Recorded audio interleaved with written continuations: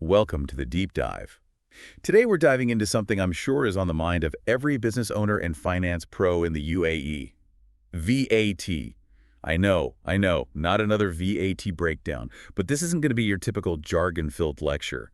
We're going beyond the basics to uncover those tricky gray areas that can really make or break your business. That's right. We're talking about those real-world scenarios, wait, I have to pay VA on that moment. Exactly. To help us navigate this VA maze, Yeah. I've got an expert guide with me today, ready to demystify VAT in the UAE. Absolutely. Let's dive in. Perfect. So let's start with the foundation. The UAE VAT law lays out 5 conditions that determine whether something is subject to VA. Think of it as a checklist for every transaction. A checklist that every business owner in the UAE should have memorized by now. But the interesting part is not just knowing the checklist, it's about understanding how it applies in those less obvious situations. That's where those aha moments come in. So let's break down these 5 conditions, shall we? First up, is it a good or a service? Seems straightforward, right? But even this seemingly simple question can get complicated. You'd be surprised how often people get tripped up by this very first step. The UAE VAT law gets pretty specific about what qualifies as goods and services. For instance, did you know that even real estate is considered goods under the law? So if I'm selling my apartment, I'm essentially dealing with goods from a VA perspective. Precisely. And when it comes to services, things get even broader. Think about anything that isn't a physical product. Granting rights, transferring shares, licensing software, it's all considered a service. Okay, so step 1. Determine whether you're dealing with a good or a service. Check. What's next on our VAT checklist? The next condition is whether the supply is being made by a taxable person. This is where it starts to get interesting, especially in today's gig economy. Okay, hold on. Taxable person. Does that mean every freelancer and online entrepreneur needs to worry about VAT? Not necessarily. Remember, a taxable person in the UAE is someone who's registered or required to be registered for VAT. So that freelancer who's just starting out and hasn't hit the mandatory registration threshold might not need to worry about VAT just yet. But what about someone selling digital products online? Where do they fall in this spectrum? That's a great question. And it highlights how VA can get a bit blurry in the digital world. Even if your business is entirely online, if you're based in the UAE and making supplies to customers here, you'll need to consider the VAT implications. So even if you're selling ebooks or online courses, as long as you meet the registration criteria, you're considered a taxable person. Exactly.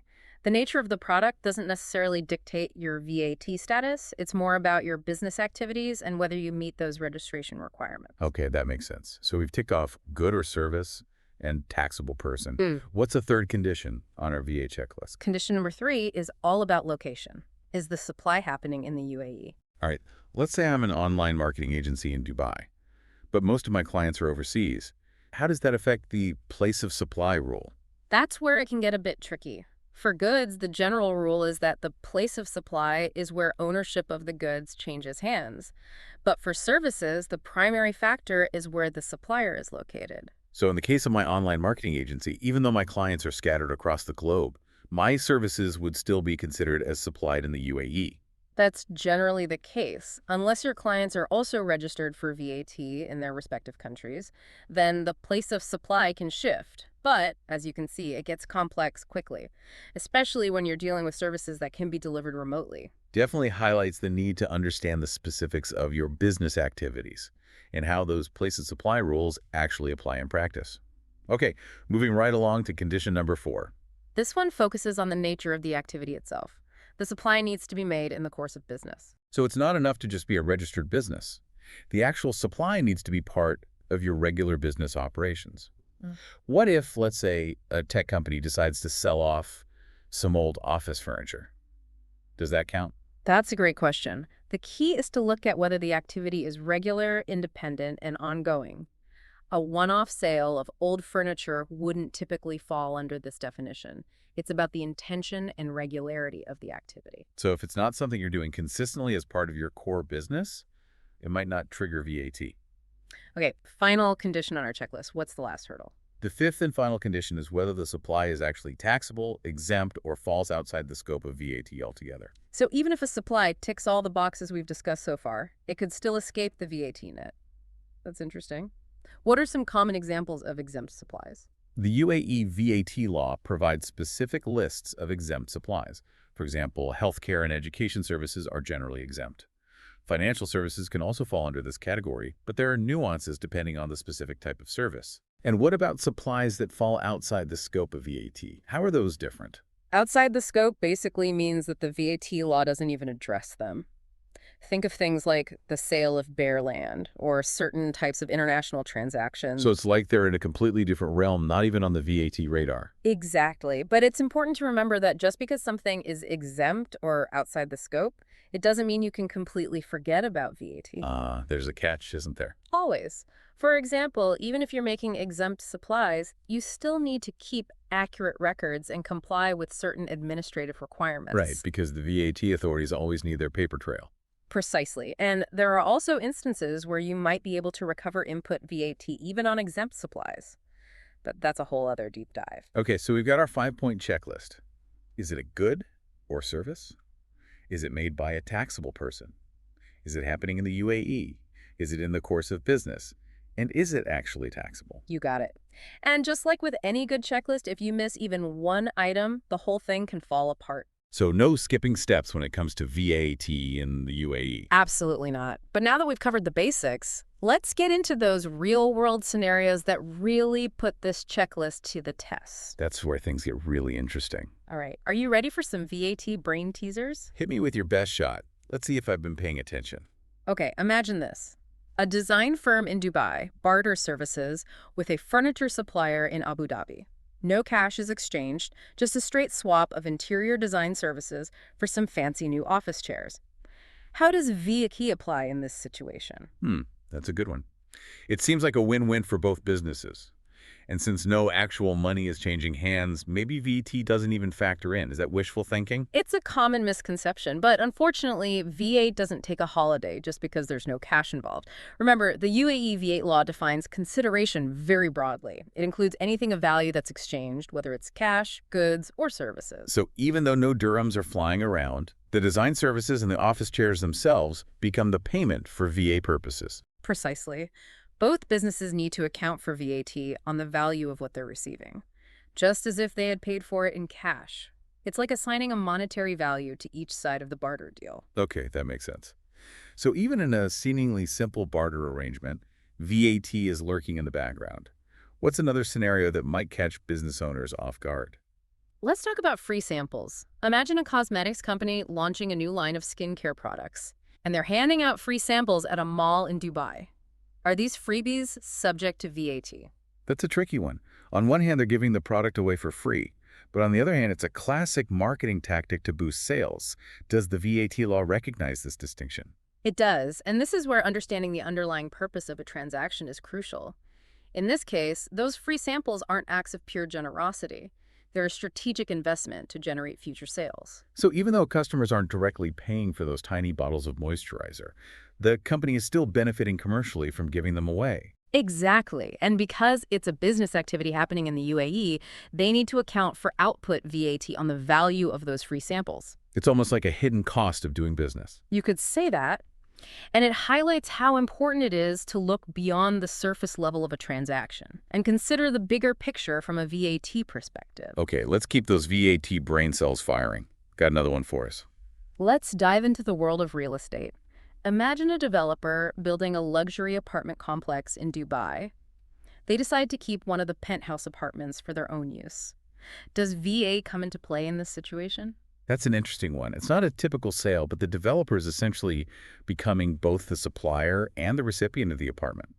Does that trigger VAT? It does, and this is where the concept of deemed supply comes in. Even though there's no external buyer, the UAE VAT law recognizes that the developer is consuming a good, in this case, a very luxurious good, that would normally be subject to VAT.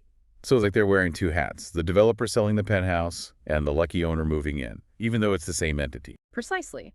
And this concept of deemed supply also applies in other situations, like when a business owner takes goods from their inventory for personal use. Okay, I'm starting to get a feel for those situations where VAT might be lurking in unexpected places. What's the key takeaway from these scenarios for our listeners? I'd say the most important thing is to develop a deep understanding of the fundamental principles of VAT. We've covered the 5 key conditions today, But it's crucial to delve into the specific rules and regulations that apply to your industry and your unique business activities. So it's not just about knowing the rules, it's about knowing how to apply them in those real-world, sometimes messy situations. Absolutely. And when in doubt, consult with a qualified VAT expert. They can guide you through the complexities and help you make informed decisions that keep your business on the right side of the law. Sound advice, especially when those VA penalties can be pretty steep. Speaking of expert advice, we've covered a lot of ground in this deep dive. We have, and I think we've given our listeners plenty to think about. So we've tackled bartering, free samples, even penthouse apartments. But there's always another layer to peel back when it comes to VAT, right? Right, you are. Let's shift gears and talk about something every business owner loves. Spending money. I mean, investing in their team. Ah, yes, those essential business expenses, like, say, a lavish team dinner at that new celebrity chef's restaurant. To celebrate a big project win, can you reclaim VAT on that? This is where things get a bit tricky. The UAE VAT law can be quite stringent when it comes to reclaiming input VAT Right. on what might be considered entertainment. So while wining and dining clients to secure that next big deal might be a justifiable business expense, celebrating with your team might not get the same VAT treatment. Exactly.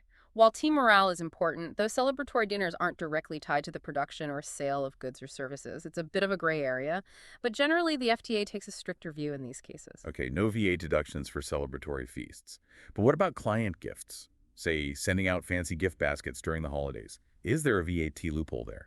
The VAT rules around gifts are another area where businesses need to tread carefully. You can recover input VAT on certain promotional gifts, but there are strict limitations on value and type. A small branded item might be fine, but that extravagant gift basket could raise eyebrows. So while thoughtful gestures are appreciated, going overboard with gifts could land you in hot water with the FTA. It's always better to err on the side of caution. And consult with a VA expert if you're unsure about a specific expense. They can help you navigate those tricky areas and ensure you're making the right decisions for your business. Sound advice. Because when it comes to VAT, it's not just about what you know, it's also about what you can prove. Precisely. Proper documentation and record keeping are essential to demonstrate compliance and avoid any surprises during a VAT audit. So while we've explored some of the quirkier aspects of VAT in the UAE, the underlying message is clear. Understanding the fundamentals and seeking expert guidance when needed are crucial. Absolutely. Don't let VAT become a headache for your business. Well said. And on that note, we'll wrap up this deep dive into the UAE VAT law. We hope you've gained some valuable insights and are feeling a bit more confident in navigating the VAT maze. It's been a pleasure discussing these nuances with you. Hopefully our listeners are feeling more prepared to tackle those VAT challenges. And before we sign off, just a quick reminder.